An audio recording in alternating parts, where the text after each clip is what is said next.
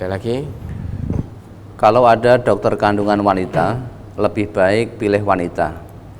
Tapi suami lebih cocok dokter kandungan yang laki-laki. Saya harus pilih periksa kemana Ustadz? Mohon nasihatnya. Lah cocoknya yang mana? Kalau dengan dokter wanita ternyata ada kecocokan, baik kandungannya, kesehatan calon bayi dan ibunya bisa terkontrol dengan baik. Kalau itu wanita ya pilih wanita. Namun kalau ternyata dokter kandungan yang cocok kebetulan untuk janin dan ibunya kesehatannya jadi terkontrol, meski dengan dokter laki-laki juga tidak mengapa. Karena terkait dengan dokter itu kadang kita cocok dengan dokter yang satu, kadang diobati oleh dokter yang satu tidak cocok. Itu membuktikan keterbatasan seorang dokter. Biar bagaimanapun dokter juga hanya manusia biasa. Hanya manusia biasa yang punya keterbatasan. Lah kalau dokter siji cocok kabeh ya mesake dokter liyane. Nah, itulah bentuk kemahamurahan Allah, kemahaadilan Allah. Wong ini kadang ada dokter tapi ngobati istrinya atau suaminya atau anaknya tidak cocok, sehingga keluarganya kalau sakit diobatkan ke dokter lain. Namun ketika dia mengobati orang lain cocok. Lah dokter itu cocok, kecocokan belum tentu kita datang ke dokter fulan itu cocok. Namun kita datang ke dokter fulan bisa jadi kesembuhan kita dititipkan oleh Allah kepada dokter B bukan ke dokter A. Bisa jadi kesembuhan orang lain Allah titipkan kepada dokter A bukan dokter B. Maka boleh saja kalau kandungan cocoknya ke dokter wanita ya dengan wanita, cocoknya dokter laki-laki ya dengan laki-laki. Kalau ada dokter wanita namun tidak cocok, tidak sembuh, tidak terkontrol kesehatannya, ya lebih baik ke dokter laki-laki. Namun kalau dokter laki-laki tidak cocok ya ke dokter wanita yang cocok. Mana yang memang Allah titipkan kecocokan, itu boleh-boleh saja. Ya, ada lagi? Mohon nasihatnya Ustadz. Dalam keluarga saya, sebagian Nasrani, Hindu, Konghucu. Ketika kami berkumpul untuk memusyawarahkan suatu urusan, saya sering menyertakan dalil dalam pembahasan. Dalil yang berasal dari Al-Quran dan hadis. Dan terkadang ada keluarga yang membawa juga ayat-ayat dari kitab mereka. Dan kami saling menghormati paham kami masing-masing. Yang demikian itu apakah dibolehkan? Karena kadang sebab dalil tersebut ada keluarga yang akhirnya masuk Islam. Memang itu tujuan saya, bermaksud menjalin silaturahim sekaligus berbagi ilmu Islam pada mereka.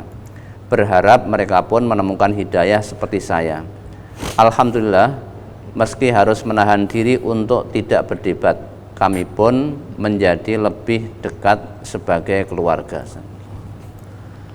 Memang kewajiban kita sebagai orang yang beriman, selama kita hidup, kita punya kewajiban untuk menyampaikan kebenaran dinullah ini. Maka jangan malu. Jangan malu untuk menyampaikan Al-Quran, untuk menyampaikan As-Sunnah. Karena itu kewajiban kita sebagai orang yang beriman. Karena orang yang beriman itu selain dituntut untuk menjadi orang soleh, juga dituntut menjadi orang muslih. Dan Nabi kita bersabda, balighu anni walau ayah. Sampaikan tentangku meskipun hanya satu ayat. Yaitu sampaikan apa-apa yang datang dari Nabi, yaitu Al-Quran dan As-Sunnah. Kan itu warisan Nabi kita. Jadi meski kita baru mengetahui satu ayat, itu kewajiban kita sebagai orang yang beriman menyampaikan. Sampai kapan? Sampai nanti kita mati. Jadi memang orang yang beriman itu kewajibannya mendakwahkan kebenaran Islam ini, meski yang kita tahu baru satu ayat. Jangan malu hanya gara-gara kita tidak pernah sekolah. Kalau kita tahu dan paham tentang kebenaran din ini, meski kita tidak sekolah, jangan malu untuk menyampaikannya kepada orang yang memang kebetulan secara akademik itu tinggi, gelarnya panjang. Jangan malu. Lah sikap kita sebagai orang yang beriman bagaimana? Khudil hikmah min aina tambut. Ambil hikmah, ambil kebenaran dari mana saja datangnya. Sekalipun gelar kita panjang, berderet-deret, lebih panjang daripada nama kita, sekalipun sekolah kita itu akademik kita tinggi, nyundul langit, namun jika ada orang yang menyampaikan kepada kita terkait dengan kebenaran Al-Quran maupun As-Sunnah, maka kewajiban kita menerima. Sekalipun yang menyampaikan itu Nabi kita gambarkan seorang budak yang hidungnya rumpung. Budak zaman dulu sebelum datang Islam itu adalah kasta terendah. Ibaratnya mau contoh kasarnya ya, budak itu dulu ibaratnya mau ambekan itu harus seizin tuannya. Nah itu contoh kasar ya, meski ambekan ya tidak harus izin. Mau ngambekan itu ya itu karena rahmat Allah. Ini hanya contoh, sekedar contoh saja, sehingga budak pada waktu itu hidupnya itu sangat-sangat tertindas, terkekang. Dengan datangnya Islam, perbudakan dihapuskan. Ya. Perbudakan dihapuskan.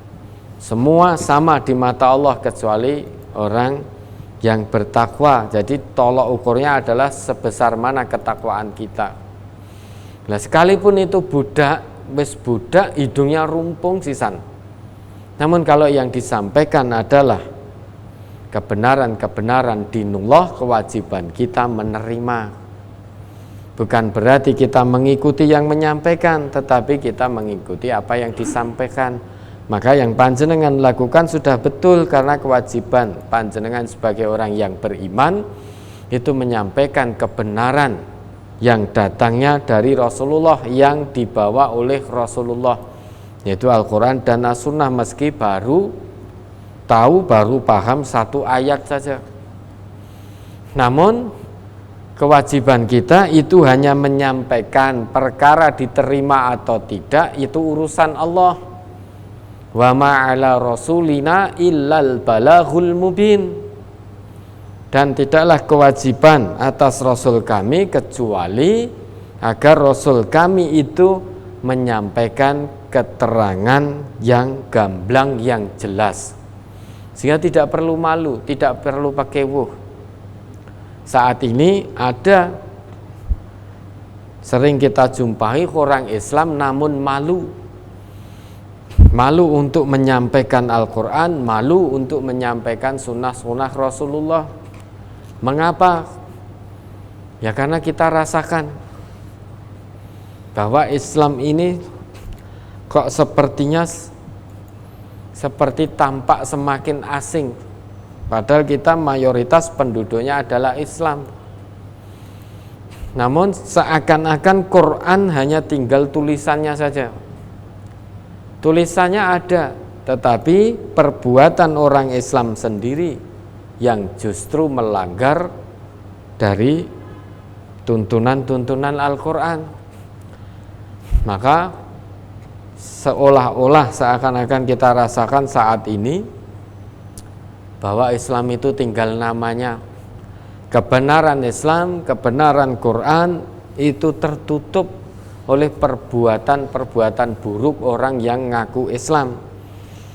Al-Islamu mahjubun bil muslimin. Ya, kebenaran Islam itu tertutup, ternodai oleh oknum-oknum yang ngaku sebagai orang Islam. Maka tidak sedikit orang yang saat ini malu dan takut menyampaikan ayat-ayat Allah, menyampaikan kebenaran ayat-ayat Allah, menyampaikan kebenaran tuntunan-tuntunan Rasulullah. malu dan takut. Lah tentu kita tidak seperti itu, karena nanti dimintai pertanggungjawaban oleh Allah. Tetap akan ada yang namanya kita menyampaikan kebenaran Quran Sunnah, tetap ada orang yang tidak suka. Nabi pun juga begitu, dulu menyampaikan risalah Al-Quran, itu bahkan pamannya sendiri benci, sampai dibawa mati, tidak suka, bahkan memerangi Rasulullah. Itu Nabi, utusan Allah, kekasih Allah, yang mendapatkan wahyu dari Allah. Masyarakatnya tidak bisa serta-merta menerima saja apa yang diajarkan oleh Nabi kita, oleh Rasulullah. Padahal yang mengajarkan langsung Nabi itu pun ditolak oleh sebagian masyarakatnya, bahkan oleh keluarganya, yaitu pamannya. Itu saja Nabi ditolak, nah apalagi kita. Maka sangat wajar andai kata ditolak. Maka la ikraha fiddin, tidak ada paksaan di dalam beragama. Kita tidak boleh memaksa seseorang untuk masuk Islam. Perkara dia menerima Islam atau tidak, itu bukan urusan kita, itu urusan Allah. Kewajiban kita sebagai orang Islam selama kita hidup, ya selama itu pula kewajiban kita menyampaikan kebenaran Islam. Baik manusia benci ataupun suka, itu bukan urusan kita. Ya memang wajar, orang ada yang suka, ada yang tidak. Memang Allah sudah ciptakan di dunia ini segala sesuatunya mesti bertentangan. Allah tidak ciptakan Adam saja, namun Allah juga ciptakan Hawa. Allah tidak ciptakan atas saja, ada bawah juga. Allah tidak ciptakan kanan saja, ada kiri juga. Allah tidak hanya ciptakan barat, tetapi ada timur juga. Maka menjadi wajar segala sesuatu itu bertentangan di dunia ini. Ada atas, ada bawah, ada kanan, ada kiri, ada barat, ada timur, ada marah, ada sabar, ada suka, ada tidak suka. Nah, kita tidak peduli dengan orang yang tidak suka, karena kewajiban kita menyampaikan kebenaran din ini secara nyata, secara gamblang. Perkara ada orang yang tidak suka, yaitu wajar. Tidak mungkin kita berusaha untuk menjadikan semua manusia suka pada yang ucapkan atau yang kita lakukan, itu jelas tidak mungkin. Maka ada nasihat bijak, ridhon nas ghayatun la tudrok. Ya, kalau kita berusaha untuk meraih cinta semua manusia terhadap apa yang kita ucapkan, apa yang kita lakukan, ketahuilah usaha tersebut adalah ghayatun la tudrok, cita-cita yang tidak akan pernah terwujud selamanya sampai hari kiamat.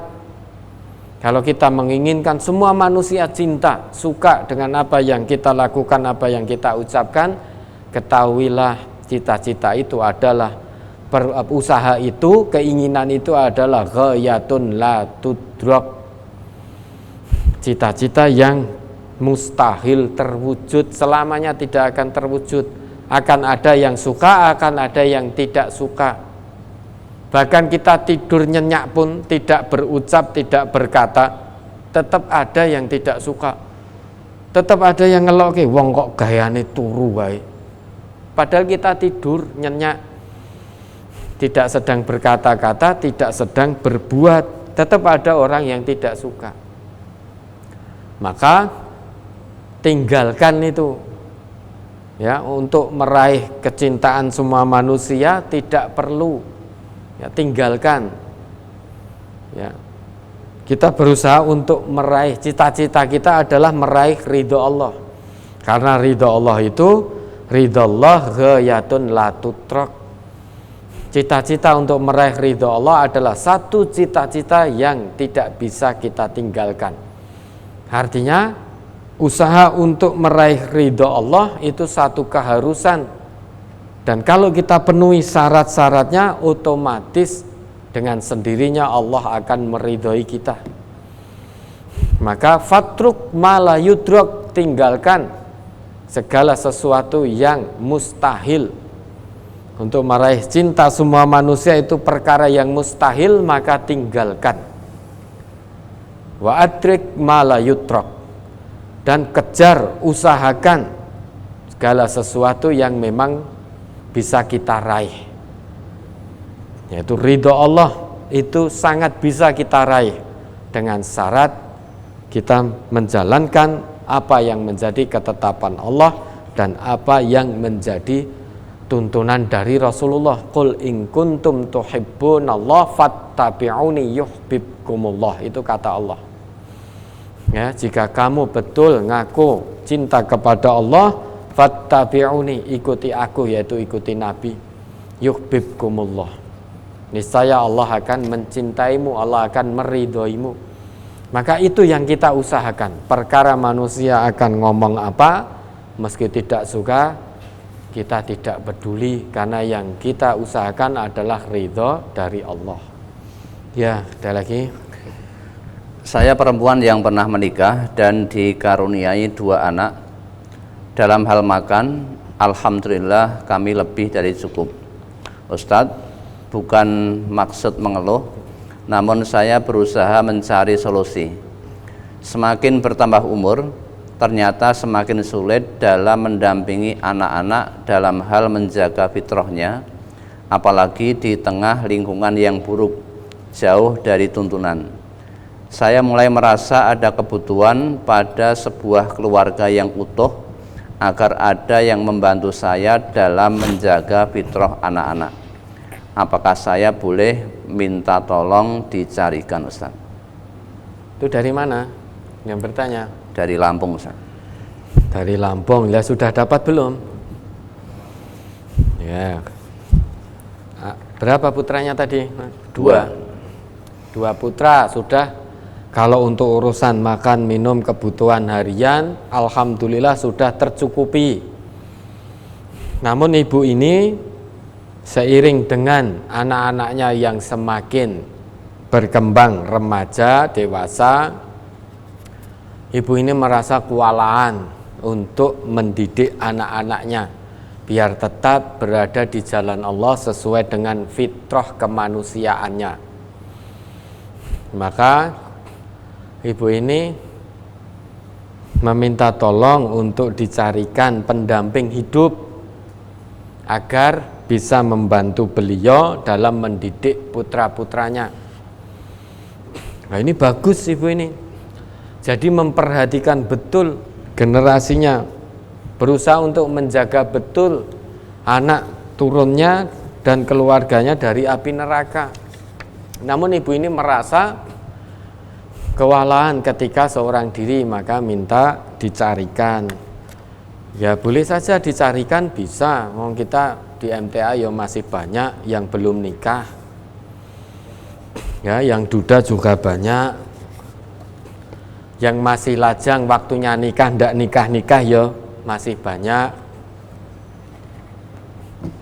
Ya, maka menikah itu yang dicari, yang paling utama adalah agamanya. Yaitu biar bisa sama-sama menjaga dari siksaan api neraka.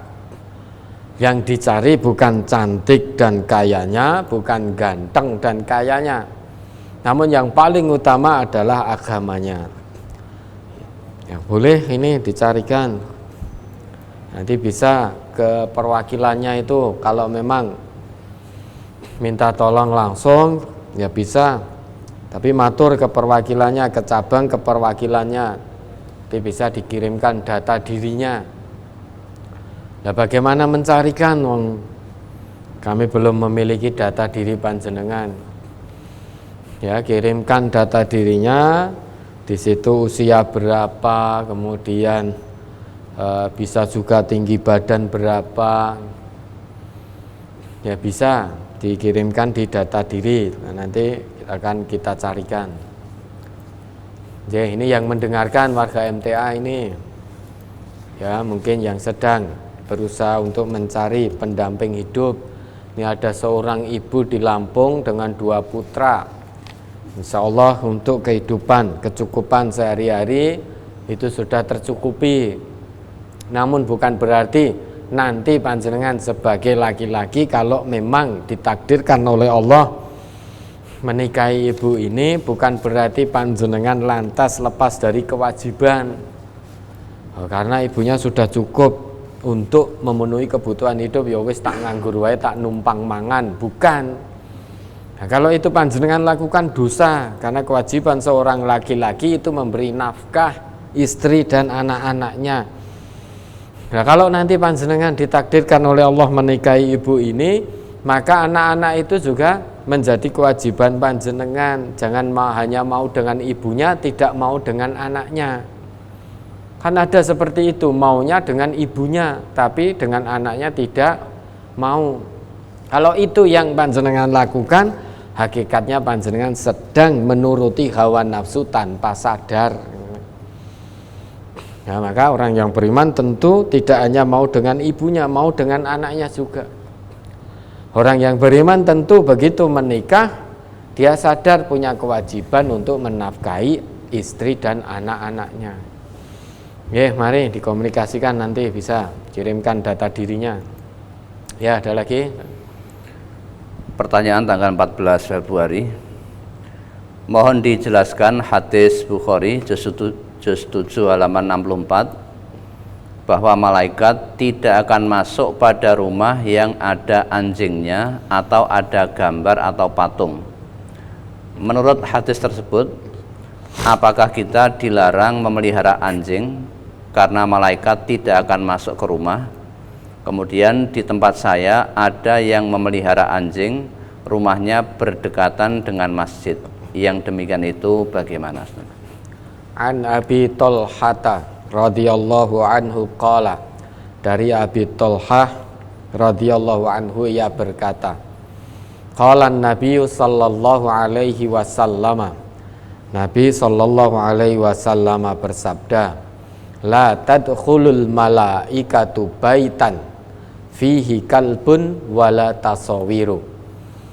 Tidak akan masuk ke dalam rumah, yaitu malaikat tidak akan masuk ke dalam rumah di mana dalam rumah itu terdapat kalbun wala tasawiru, ada anjing maupun gambar maupun patung atau lukisan-lukisan. Nah, sekarang yang menjadi pertanyaan, orang Islam memelihara anjing untuk apa? Apakah hanya untuk hewan piaraan atau untuk berburu? Kalau memelihara anjing memang tujuannya untuk berburu, itu tidak mengapa, namun dibuatkan kandang di luar rumah. Namun kalau hanya untuk hewan piaraan, maka orang Islam tidak memelihara anjing. Pertanyaannya itu, ada orang Islam memelihara anjing itu untuk apa? Apakah untuk kesenangan atau untuk berburu? Kalau untuk kesenangan, maka tidak, orang Islam tidak memelihara anjing. Jangan memelihara anjing. Namun kalau untuk berburu, silakan saja. Namun memang dikhususkan untuk berburu. Nah, itu menjadi pertanyaannya. Kalau untuk berburu, khusus untuk berburu, tetap dibuatkan kandang di luar rumah. Lah, adapun malaikat yang tidak mau masuk ke dalam rumah, yang mana di dalam rumah itu ada anjing dan ada lukisannya, yang dimaksud adalah malaikat rahmat.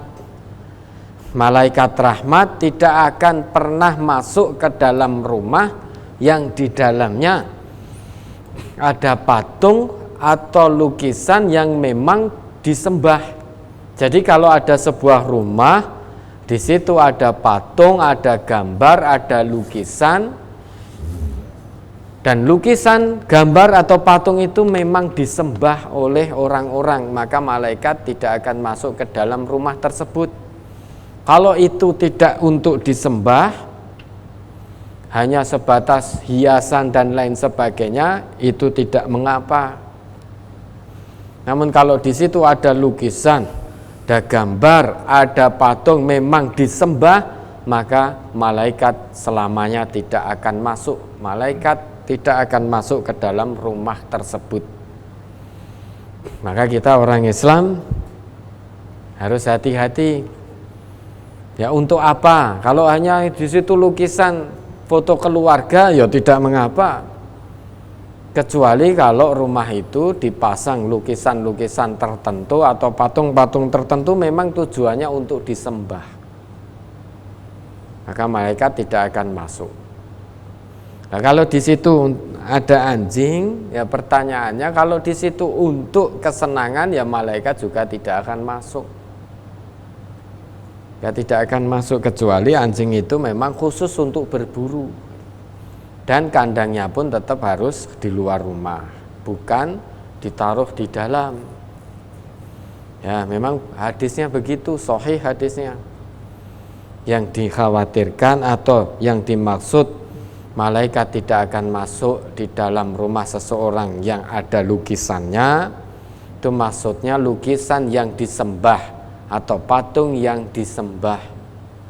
Kalau hanya lukisan sebagai hiasan tidak mengapa.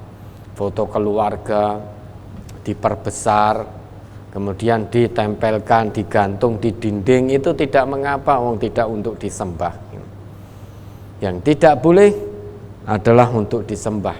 Misalkan foto seseorang diperbesar kemudian disembah, nah itu selamanya malaikat tidak akan masuk. Ya, ada lagi. Nah, terkait kalau tetangga kamu tadi melihara anjing, ya biarkan saja. Kalau anjingnya mengganggu, kan ini banyak ini yang memelihara anjing kemudian anjingnya lepas ngejar orang sampai orang itu terjatuh dari sepeda motornya atau dari sepedanya, atau menyebabkan orang ketakutan. Lah ini dilaporkan ke Pak RT. Pak RT, fulan memelihara anjing dan ini meresahkan karena anjingnya suka ngejar. Nah nanti kalau masuk masjid ya dihalau.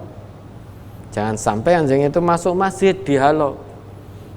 Lah ngomong kepada tetanggamu, nek ngingu anjing, bukannya saya melarang, namun ya harus bisa ngerawat bukan hanya makani saja, harus bisa menjaga, jangan sampai anjingnya itu menyebabkan orang lain sengsara, orang lain yang lewat situ sengsara.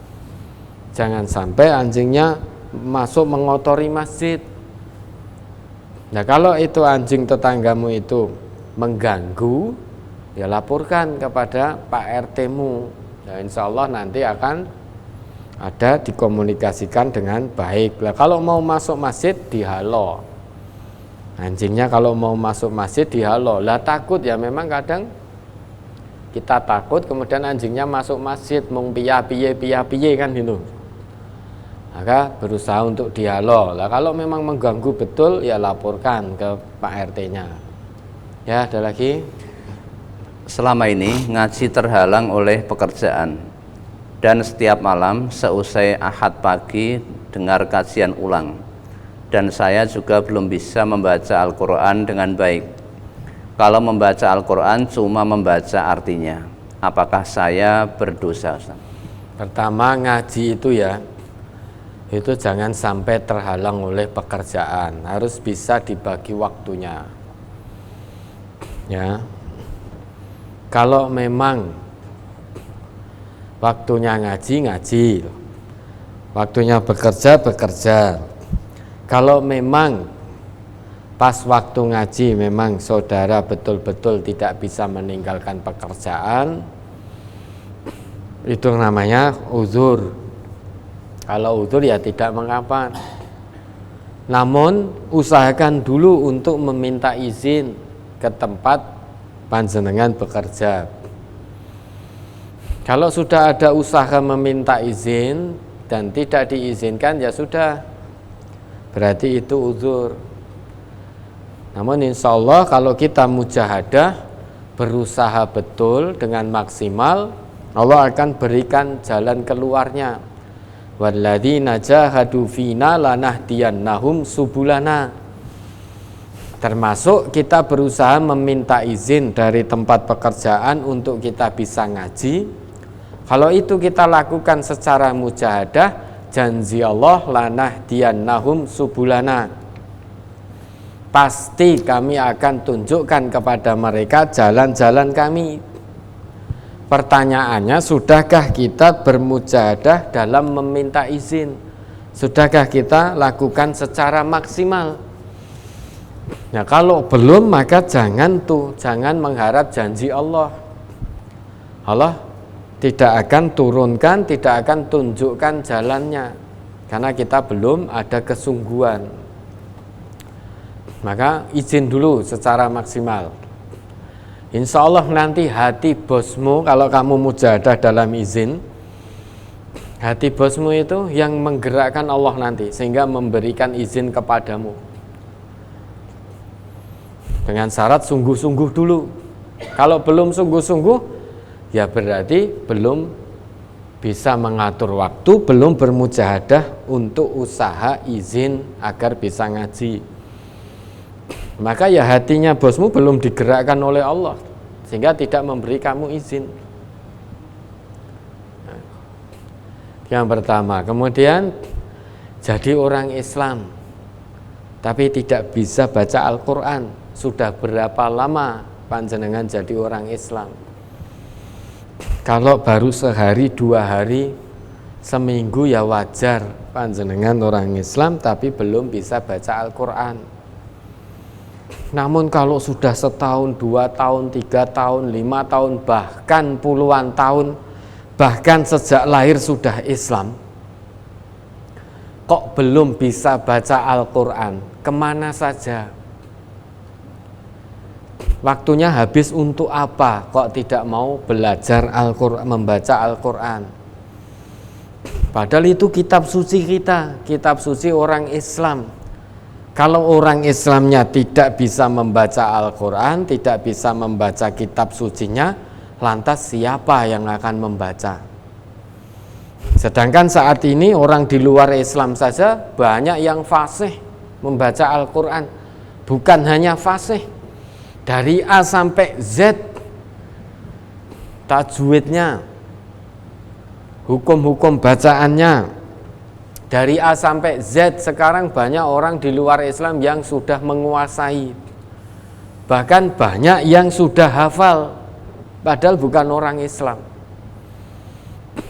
Dia bisa baca dengan baik, dia tahu hukum-hukum bacaan dari A sampai Z, dia hafal 30 juz. Hanya satu kekurangannya, dia tidak mengamalkan. Mengapa? Karena memang dia kafir, dia bukan Islam. Nah, dulu mereka menghafal Al-Quran, mempelajari bacaan hukum-hukum bacaan Al-Quran, sehingga bagus bacaannya, itu memang tujuannya untuk mencari kelemahan Al-Quran, sehingga untuk menyerang Al-Quran, menyerang Islam. Namun sampai kapanpun dicari tidak akan ketemu, karena di setiap huruf Al-Quran itu langsung dari Allah. Nabi Muhammad tidak ada campur tangan sedikit pun di dalam redaksi-redaksi Al-Quran. Tidak ada sedikit pun ayat-ayat Al-Quran dari awal sampai akhir itu yang campur tangan Nabi Muhammad, tidak ada. Semuanya kalamullah. Setiap hurufnya itu adalah dari Allah, maka tidak akan ditemui kekurangan dan kelemahannya. Lah, orang kafir saja, orang di luar Islam saja, itu untuk tujuan mencari kelemahan Islam, mereka sanggup untuk berletih-letih, untuk bersusah payah sekian tahun, berlama-lama untuk mempelajari cara baca Al-Quran dengan benar. Mau berletih-letih untuk menghafalkan Al-Quran, mau berletih-letih untuk memahami kandungan isi Al-Quran. Hanya satu kekurangannya, tidak mau mengamalkan karena hidayah belum mereka dapatkan. Nah, kita orang Islam, hidayah sudah alhamdulillah Allah turunkan kepada kita. Hati kita diringankan oleh Allah, dibuka oleh Allah untuk menerima kebenaran Islam ini. Bahkan sejak lahir, masa tidak bisa baca Al-Quran? Terus kemana saja kita? Waktu kita habis untuk apa? Maka jadi orang Islam itu berusahalah jadi orang Islam yang paripurna, ya, bisa baca kitab sucinya dengan baik. Warattilil Qur'ana tartila, itu perintah Allah juga. Dan bacalah Quran secara tartil. Tartil itu berikan setiap huruf Al-Quran haknya untuk dibaca benar. Kalau belum ada usaha ke arah sana, ya jangan katakan wah piye-piye wis angel loh, karena saya sudah tua ya, sudah tidak mampu untuk belajar secara baik. Memang betul untuk merubah makhraj, kalau sedari kecil sudah tua belum pernah ada usaha, memang ketika sudah sepuh ya sulit. Kalau dalam bahasanya Prof. Yoyo itu saya ingat sudah frozen itu kan. Sudah frozen, jadi sudah seakan-akan lidah itu sudah kelu, sudah beku. Sudah beku. Dari kecil sampai sepuh kemudian mengubah makhraj sulit. Tapi ada usaha dulu. Nah, kalau sudah ada usaha secara maksimal, insya Allah kita sudah berusaha secara maksimal. Bagi kebetulan yang Allah karuniai kemampuan ilmu dalam bidang tahsinul qiraah, yaitu dalam tahsin membaca Al-Quran, maka kalau ada orang sepuh yang sudah kerso belajar secara maksimal karena memang sulit untuk mengubah makhraj, maka ya jangan disalah-salahkan. Oh, salah kuwi bacaane, qaf itu tidak nyekluk. Wah, kalau jadi imam, wah kita makmum sah apa tidak? Makmum di belakang imam yang qafnya nyekluk, ya jangan disalah-salahkan. Itu sudah berusaha. Maka saking maksimal berusaha, namun tetap kemampuannya sudah maksimal, maka untuk membedakannya itu terpaksa, karena sudah maksimal ya diceklukkan, ihdinas siratal mustaqim, untuk membedakan dengan kaf biar tidak bercampur. Maka usaha maksimalnya diceklukkan, ya maka jangan disalahkan. Jadilah pembelajar yang bijaksana. Sudah usaha, sudah sepuh, singsot, wah shotnya kok singsot kok bunyi, ya memang secara ilmu tahsinul qiraah itu tidak pas. Namun karena sudah kecil sampai sepuh begitu-begitu, kemudian saat ini sudah tersadar ingin berusaha membetulkan bacaan, ilmunya sudah tahu tapi prakteknya sulit, apalagi yang sudah ompong itu. Sulit yang sudah ompong itu. Maka bisanya shot tetap singsot, ya jangan disalah-salahkan. Jangan merasa paling benar, jangan disalah-salahkan. Maka bersyukurlah saudara-saudara ini yang saat ini, di saat panjenengan muda saat ini marak di mana-mana ada pembelajaran tentang tahsinul qiraah. Bersyukurlah kepada Allah. Karena dulu bisa jadi seusia beliau-beliau ini Prof. Yoyo, kemudian seusia 70, 60, waktu muda, waktu kecilnya ilmu tahsinul qiraah belum semarak ini. Maka panjenengan yang bertanya ini, kalau panjenengan orang Islam, maka berusaha belajar membaca kitab sucinya dengan benar secara maksimal. Kalau sudah belajar secara maksimal, memang maksimal betul. Ya maksimalnya itu itu sesuai dengan kadar panjenengan sudah maksimal betul. Setiap hari bahkan ngilo sendiri di hadapan kaca, ngilo sampai ininya apa lesannya, mulutnya ini sampai merat, tetap belum benar. Lah bagi panjenengan yang tahu, ya jangan menyalah-nyalahkan, itu sudah maksimal, diapresiasi dengan baik. Ya. Karena dulu kabilah Arab itu juga ada kabilah Arab itu tidak bisa mengucap sin. Setiap kali dia menemukan huruf sin, dia bacanya shin. Maka bismillah dia akan selalu baca bismillah.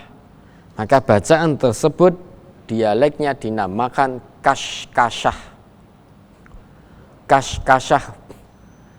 Jadi ada dialek satu bangsa kabilah Arab, dia tidak bisa mengucap sin, bisanya shin.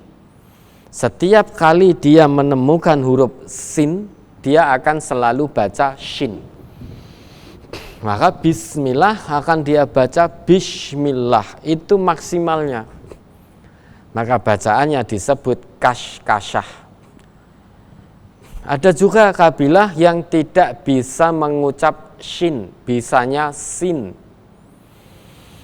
Setiap kali menemukan huruf shin, maka dia selalu membacanya sin. Wasyamsi, dia baca wasamsi. Itu bacaan kashkashah. Ada juga bacaan an-anah. Dalam ilmu qiraat ada juga an-anah. Maka dalam ilmu lahjat wal qiraah itu ada bacaan an-anah. Apa itu an-anah? Yaitu melafalkan setiap huruf ain dengan huruf nun. Karena dia tidak mampu, ada kabilah tidak mampu melafalkan huruf ain. Setiap bertemu ain dibaca nun. Maka dia akan membaca inna antoina kal kausar. Bukan inna a'toina kal kausar, tetapi inna antoina kal kausar. Itu bacaan an-anah. Dalam ilmu lahjat wal qiraat. Makanya kalau sudah berusaha maksimal, ya jangan disalah-salahkan, apresiasi. Nah, kita sebagai orang Islam berusaha maksimal. Berusaha maksimal untuk mempelajari cara baca yang benar terkait dengan kitab suci kita, yaitu Al-Quran. Kalau sudah bisa baca dengan benar, saya ingin menjadi muslim paripurna. Berusaha untuk menghafalkan ayat-ayatnya agar kita menjadi salah satu dari hamba-hamba pilihan Allah yang memang dipilih oleh Allah untuk menjaga keaslian Al-Quran. Sehingga kalau ada orang yang ingin merubah satu huruf pun isi Al-Quran, kita tahu inna nahnu nazzalna dzikra wa inna lahu lahafidun. Coba tidak bisa dibayangkan andai kata tidak ada satupun orang Islam yang hafal, maka kitab suci ini akan dirubah sedemikian rupa oleh orang-orang yang benci dengan Islam dan kita tidak tahu. Maka kita berusaha, maka panjenengan yang punya putra-putri support putra-putrinya untuk berusaha menjadi salah satu dari hamba-hamba pilihan Allah yang dipilih oleh Allah untuk menjaga orisinalitas Al-Quran. Jika ada satu huruf yang akan dirubah, putra-putri panjenengan tahu. Ya, setelah bisa baca, hafal. Lah kita yang sudah terlanjur ini bagaimana? Ya, berusaha tetap menghafalkan dari ayat-ayat Al-Quran. Meski tidak bisa semuanya 30 juz, ya berusahalah juz 30. Kalau juz 30 juga sudah berusaha maksimal tidak bisa, ya hafalkan surat-surat yang mudah kita hafal. Faqra'u ma tayassara lakum minal Qur'an. Namun ada usaha ke arah sana. Setelah bisa baca, hafal, ini penting sekali. Amalkan, pahami, tadabburi. Mentadabburi apa yang sudah kita baca, mentadabburi apa yang sudah kita hafal. Kitabun anzalnahu ilaika mubarakul liyadabbaru ayatihi waliyatadzakkara ulul albab. Itu kata Allah. Al-Quran ini kami turunkan kepadamu dengan penuh berkah agar ayat-ayatnya ditadabburi dan agar orang-orang yang berakal sehat itu mengambil pelajaran dari Al-Quran. Maka jangan hanya puas sekedar bisa baca bagus, jangan hanya puas sekedar bisa hafal, namun harus dibuktikan dengan tadabbur, mentadabburi apa yang dibaca, mentadabburi apa yang dihafal, tadabburi, pahami, kemudian yang terakhir amalkan dalam kehidupan sehari-hari. Itu mengamalkan apa yang sudah dibaca dengan bagus, mengamalkan apa yang sudah dihafal dan dipahami dengan baik, amalkan dalam kehidupan sehari-hari. Maka kita berusaha menjadi orang Islam paripurna, Muslim paripurna, karena kitab suci kita adalah kitab suci yang mengajak kita maju. Jangan hanya berpuas diri. Mending ora iso maca Quran ning ngamalke. Daripada fulan itu bisa baca, hafal tapi tidak mengamalkan. Tahu dari mana? Hafid Quran itu, hamilul Quran itu tidak mengamalkan isi Al-Quran, tidak mengamalkan apa yang dihafal, lah kita tahu dari mana kalau beliau-beliau tidak mengamalkan. Orang yang hafal Al-Quran secara sumul, sumul itu berarti menyeluruh, dia ya bisa baca, bisa hafal, ya paham apa yang dia hafal dan dia mengamalkan, maka itu disebut mutqin hafalannya, sumul. Kalau ada seorang penghafal Quran namun perbuatannya tidak seperti apa yang dia hafal, maka hafalnya belum mutqin, belum sumul. Nah, maka tentu kita dorong putra-putri kita untuk menjadi penghafal Quran yang mutqin, yang sumul. Ya bisa baca, ya hafal, ya paham, ya mengamalkan dalam kehidupan sehari-hari. Begitu cara berpikir kita. Nah, kalau kita karena sudah umur sulit menghafal, sudah maksimal tetap sulit, maka kita dorong putra-putri kita, anak turun kita, jangan dilemahkan semangatnya. Walah ngopo anakmu mbok lebokke pondok tahfidz iki nggo apa? Pondok tahfidz ora ngamalke. Jangan begitu, tahu dari mana tidak mengamalkan. Wis mending awake dhewe maca grotal gradul ning ngamalke. Yang penting kan pengamalan, betul. Quran ini, din ini yang penting pengamalan. Itu tidak dipungkiri. Namun ini Al-Quran, kitab suci kita. Alangkah lebih paripurna dan lebih baiknya kita ya paham, ya mengamalkan, kita ya bisa baca, kita juga hafal. Itu visioner. Ya, Quran itu ngajak kita ke depan, maju. Jangan kita cukup berpuas untuk jalan di tempat, apalagi ngajak orang mundur ke belakang. Ya, mari kita maju sesuai dengan Al-Quran. Quran itu mengajak kita maju, ngajak kita maju.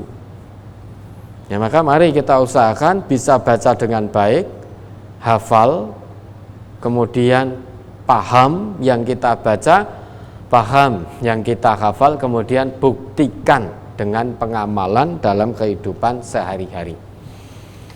Maka kalau belum tahu, ya jangan suudzon, jangan merendahkan.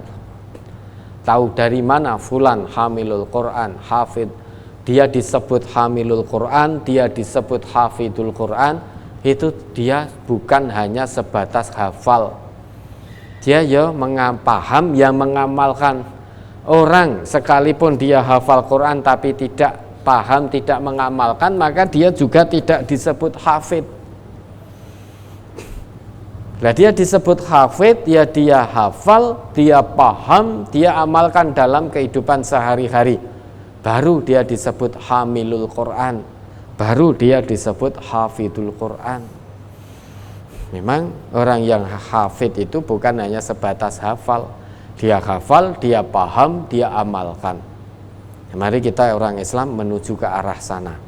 Nah, kita yang sudah terlanjur tetap ada usaha maksimal, namun kita dorong anak cucu kita untuk menjadi hamilul Quran. Jadi orang yang bisa baca kitab sucinya dengan tartil, dengan baik, ya hafal, paham, dan mengamalkan apa yang dibaca, apa yang dihafal, apa yang dipahami dalam kehidupan sehari-hari. Ya, ada lagi? Ustadz, saya sedang sakit. Saat sholat saya awalnya berdiri, ketika rakaat kedua saya dengan duduk. Bagaimana sholat saya Ustadz, sah apa tidak? Insya Allah sah. Ada hadis dari Nabi yang diriwayatkan oleh Imran ibni Husain. An Imran ibni Husainin radhiyallahu anhu qala. Jadi dulu Imran bin Husain itu pernah menceritakan apa yang dialaminya. Kanat bi bawasiru. Dulu saya pernah menderita sakit bawasir. Sakit bawasir itu apa? Wasir. Dalam bahasa Indonesia itu wasir atau ambeien. Kanat bi bawasir. Dulu Imran ibnu Husain itu pernah menderita sakit ambeien atau wasir. Lantas beliau bertanya kepada Nabi tentang penyakitnya itu. Penyakitnya, dia menderita sakit bawasir, lantas dia bertanya tentang sholatnya. Fasa'altun nabiyya sallallahu alaihi wasallam anis sholat. Saya sakit bawasir, lantas saya tanya kepada Nabi tentang sholatku karena sakitku ini. Jawab Nabi kita, sholli qa'iman, jika kamu mampu, meski kamu sakit wasir, kamu sakit ambeien atau sakit yang lain, jika kamu mampu sholat untuk berdiri, maka sholatlah dengan berdiri. Sholli qa'iman. Fa illam tastati' fa qa'idan. Jika sakitmu menyebabkan kamu tidak mampu sholat dengan berdiri, maka sholatlah dengan duduk. Fa illam tastati' fa ala janbin. Dengan duduk pun tidak mampu karena sakitmu, maka sholatlah dengan berbaring. Itu rukhsah yang diberikan oleh agama kita kepada kita. Sholat sesuatu yang prinsip. Selama ingatan kita, akal kita masih sehat, masih sadar, sakit apapun kita, maka haram hukumnya kita meninggalkan sholat. Bahkan kalau tidak bisa dengan berdiri, kita dapat rukhsah sholat dengan duduk. Tidak bisa dengan duduk, namun kita masih sadar, kita dapat rukhsah sholat dengan berbaring. Ya, jangan tinggalkan sholat selama kita masih sadar, akal kita masih sehat. Insya Allah sah. Rakaat pertama masih kuat untuk berdiri, namun rakaat kedua karena penyakitnya dia tidak mampu untuk melanjutkan sholatnya dengan berdiri, mampunya dengan duduk. Itu insya Allah sah. Ternyata ini kebetulan sholat maghrib, rakaat ketiga duduk pun tidak mampu, maka rakaat ketiga lakukan dengan berbaring, insya Allah sah. Ya, ada lagi? Di mana posisi wanita yang terbaik saat datang awal di masjid? Apakah di barisan paling depan, di belakang tirai, belakang shaf bapak-bapak, atau di barisan paling belakang dekat dengan tembok belakang? Lalu bagaimana untuk memulai shafnya? Apakah dimulai dari depan atau dari belakang? Terima kasih atas penjelasannya. Kalau antara jamaah laki-laki dan wanita dalam satu tempat itu tidak ada batas atau tidak ada tirainya, maka shaf perempuan dimulai dari belakang. Ya, namun biasanya di masjid itu sudah ada pemisah antara jamaah laki-laki dan perempuan, misalkan dipisah dengan tembok atau dinding atau dipisah dengan tirai. Kalau memang tidak ada pemisah, tidak ada tirainya misalkan, maka shaf perempuan dimulai dari yang paling belakang. Namun jika di tempat tersebut sudah ada pembatasnya, misalkan sudah dibatasi dengan dinding atau tutup sehingga membatasi antara jamaah laki dan perempuan, misal dengan tirai, maka shaf perempuan dimulai dari depan, tidak dari belakang. Namun kalau tidak ada pembatas, tidak ada tirai, shaf perempuan dimulai dari paling belakang, kemudian ke depan, ke depan, ke depan. Namun kalau ada tirai, ada pembatasnya, shaf wanita dimulai dari depan terus ke belakang. Ya, ada lagi. Allah Subhanahu wa taala berfirman, perempuan-perempuan yang kecil untuk laki-laki yang kecil, dan laki-laki yang kecil untuk perempuan-perempuan yang kecil pula. Sedangkan perempuan-perempuan yang baik untuk laki-laki yang baik, dan laki-laki yang baik untuk perempuan-perempuan yang baik pula. Mereka itu bersih dari apa yang dituduhkan. Mereka memperoleh ampunan dan rezeki yang mulia, yakni surga. Surat An-Nur ayat 26. Pertanyaan, bagaimana menjawab pertanyaan ayat tersebut? Pasti benar. Bagaimana pasangan Firaun dan Asia, Nabi Lot dan Nabi Nuh, apakah ayat tersebut khusus Rasulullah dan Aisyah? Sering kita jumpai pasangan yang suaminya baik, istrinya buruk, dan sebaliknya. Mohon penjelasan. Ya, ayat itu syariat untuk umatnya Nabi Muhammad Sallallahu Alaihi Wasallam. Jadi di setiap umat itu ada syariatnya sendiri-sendiri. Kata Allah dalam Quran penggalan ayat dalam Quran surah Al-Maidah ayat 48, Allah berfirman, walikullin ja'alna minkum syir'atan wa minhaja. Dan setiap umat dari kalian kami ja'alna walikullin ja'alna minkum syir'atan wa minhaja. Dan dari setiap umat di antara kalian itu kami ada aturan dan jalan yang terang. Kami berikan aturannya dan jalan yang terang. Syir'atan, aturan. Maka di antara di tiap-tiap umat di antara kalian itu sudah ada aturan dan jalan terangnya sendiri. Jadi umatnya Nabi Lut, umatnya Nabi Nuh, kemudian Fir'aun itu sudah ada syariat dan aturannya sendiri. Walikullin ja'alna minkum syir'atan wa minhaja. Nabi Muhammad, umat Nabi Muhammad itu ada aturannya, ada syariat dan jalan terangnya sendiri. Maka di setiap umat aturan dan syariatnya itu berbeda. Maka ayat ini hanya berlaku untuk syariat umat Nabi Muhammad Sallallahu Alaihi Wasallam. Maka al-khabisatu lil khabisina. Wanita-wanita yang keji itu hanya untuk laki-laki yang keji pula. Wal khabisuna lil khabisat. Laki-laki yang keji hanya untuk wanita-wanita yang keji pula. At-thayyibatu lit-thayyibin. Wanita-wanita yang baik hanya halal untuk laki-laki yang baik. Wat-thayyibun lit-thayyibat. Laki-laki yang baik hanya halal untuk wanita-wanita yang baik. Syariat ini berlaku untuk umatnya Nabi Muhammad Sallallahu Alaihi Wasallam.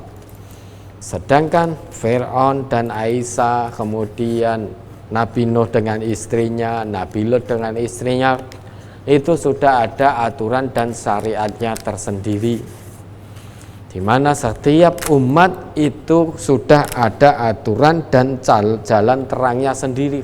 Allah sudah berikan aturan-aturan dan jalan yang terang di tiap-tiap umat. Ya, maka ayat ini berlaku bagi umatnya Nabi Muhammad sallallahu alaihi wasallam, termasuk kita tentunya. Kalau kita ngaku sebagai umatnya beliau sallallahu alaihi wasallam. Ya, ada lagi? Sudah cukup. Cukup. Ya, sebelum ditutup mungkin ada yang perlu disampaikan. Ya, berikutnya ada penyerahan jimat dari warga Adimulyo, Kebumen. Yang pertama berupa wesi kuning dan semar mesem. Ini barangnya. Untuk apa itu wesi kuning? Wesi kuning dan semar mesem. Kemudian semar mendem enak. Ya. Ya. Kemudian ada jimat perdagangan berupa seperti kol buntet, ada tulisan Arabnya ini. Coba jenengan baca itu tulisan Arabnya apa? Tidak bisa terbaca. Tidak bisa, kurang sakti jenengan niku. Kemudian yang berikutnya ada keris. Ya.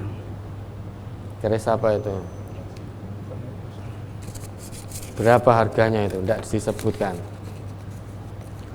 Ya, tidak dijelaskan. Ya. Ya, alhamdulillah. Bersyukur kepada Allah masih diberi kesempatan hidup, masih Allah tangguhkan, kemudian panjenengan sadar bahwa semuanya ini adalah menyesatkan. Ya, semua ini tidak bisa membawa keselamatan. Jimat-jimat itu adalah menyesatkan. Kalau panjenengan percaya dengan jimat itu, ya hakikatnya panjenengan sedang meniti jalan menuju ke neraka, namun tidak sadar. Allahus Somad, tempat bergantung kita hanya Allah, bukan kepada jimat-jimat itu. Lawan jimat itu saja tidak bisa membawa manfaat untuk dirinya sendiri, tidak bisa menolong dirinya sendiri. Untuk apa kita percaya? Nah, orang Islam itu pikirannya sing bener itu loh, sing nalar. Masa percaya jimat perdagangan? Coba jenengan dagang, malas-malasan, wah aku duwe jimat, ya ora sugih, ya enggak bisa. Dagangnya ndak akan berkah. Ya. Namun orang Islam itu dagang bukan sugih yang dicari, namun berkah dari Allah. Terus tulisan Raja Arab cilik-cilik itu. Ya memang itu sengaja ditulis cilik-cilik ben kamu ndak bisa baca kok. Ditulis cilik-cilik itu ditulis sebetulnya misalkan dengan tulisan yang kotor pun ya kita anggap wah ini sesuatu yang punya kekuatan karena kita tidak bisa baca. Misalkan ditulis dengan huruf Arab kecil padahal tulisannya tahu bulat gitu. Misalkan tulisannya Arab begitu, tulis tak panjang, ha pakai wawu, tahu kemudian ba pakai wawu sukun, bu lam alif, la tambah tak terbuka sukun, tahu bulat ditulis kecil. Oh itu tulisannya Arab, tapi tidak bisa baca, tidak terbaca ya memang disengaja.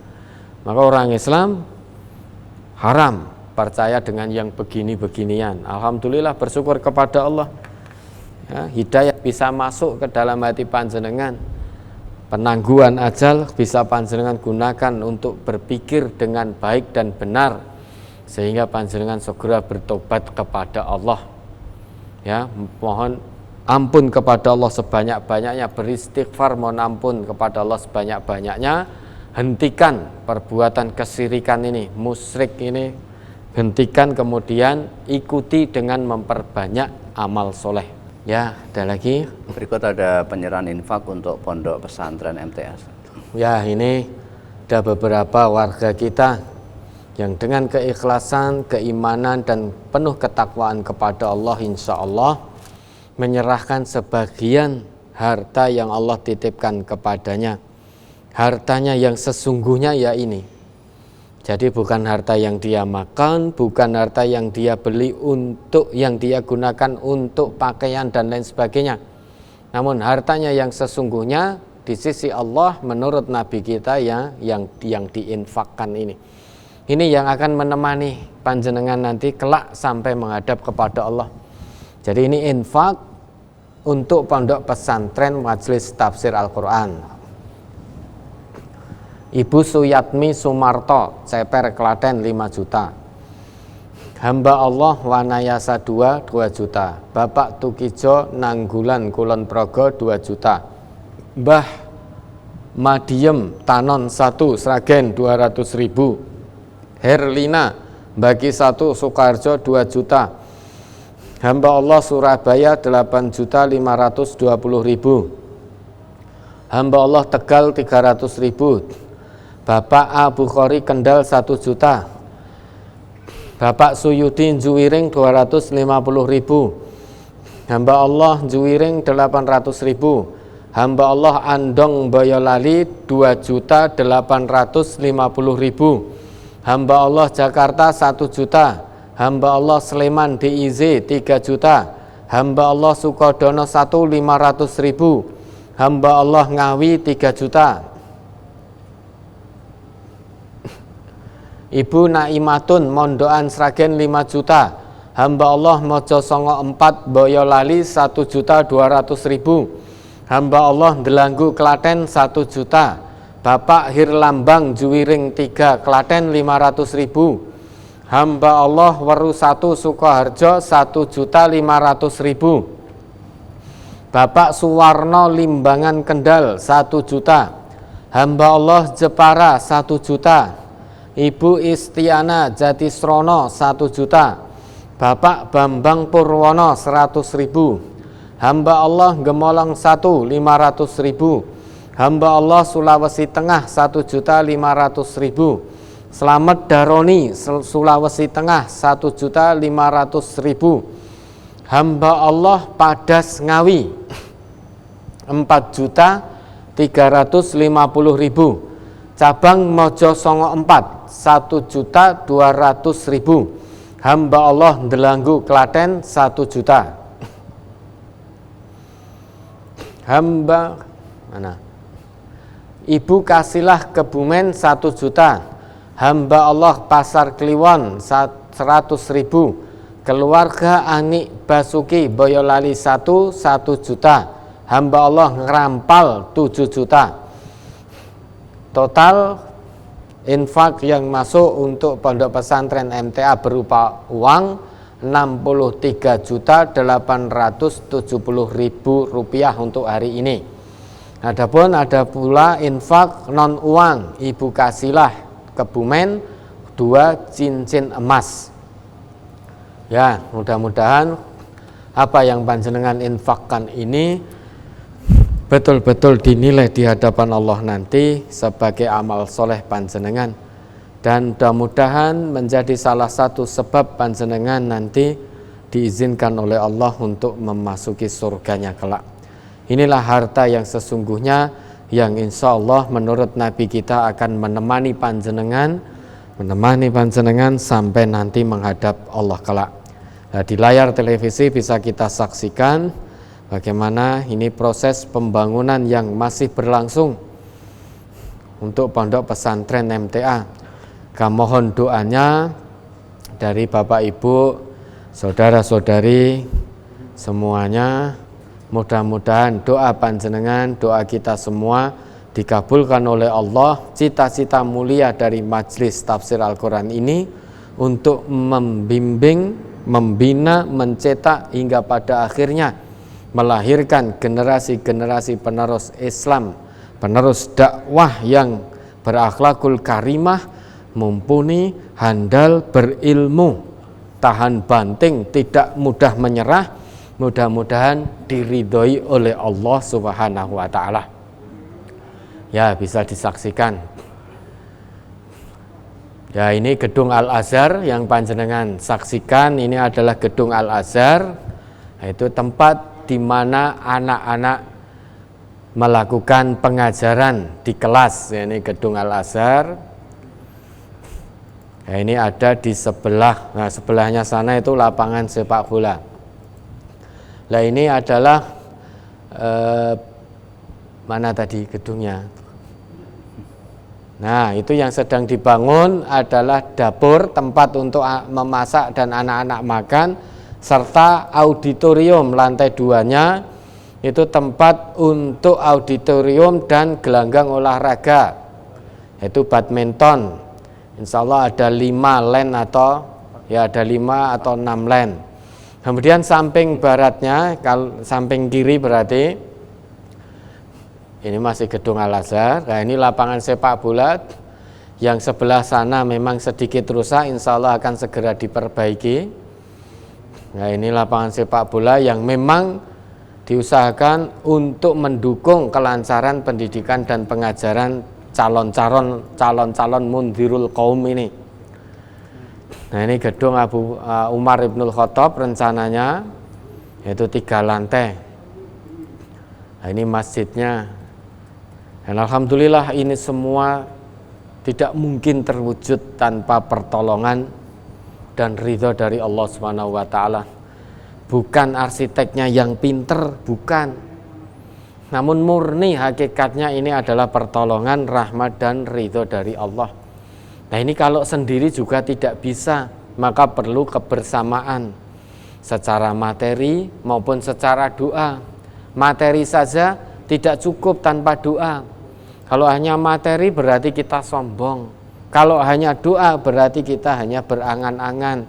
Doa saja, ya Allah mudahkanlah, lancarkanlah pembangunan infrastruktur yang ada di pondok pesantren MTA. Namun tidak ada materinya, ya piye carane sing bangun kan itu. Maka mari kita bersama-sama fastabiqul khairat, berlomba-lomba dalam kebaikan, bahu-membahu baik dengan materi maupun dengan doa. Dan hanya dengan begitu pertolongan Allah, rahmat dan ridhonya akan turun untuk kita semua. Ya, mudah-mudahan amal soleh ini dicatat oleh Allah dan kelak bisa menyebabkan panjenengan semua itu masuk ke dalam surganya Allah atas rahmat dan izin dari Allah Subhanahu wa taala. Ya, cukup Ustaz? Cukup. Ya, baik Bapak Ibu, Saudara dan Saudari, mari kita akhiri kajian kita pada kesempatan kali ini. Alhamdulillahirabbil alamin. Subhanakallahumma wa bihamdika asyhadu an la ilaha illa anta astaghfiruka wa atubu ilaik. Wassalamualaikum warahmatullahi wabarakatuh. Waalaikumsalam warahmatullahi wabarakatuh.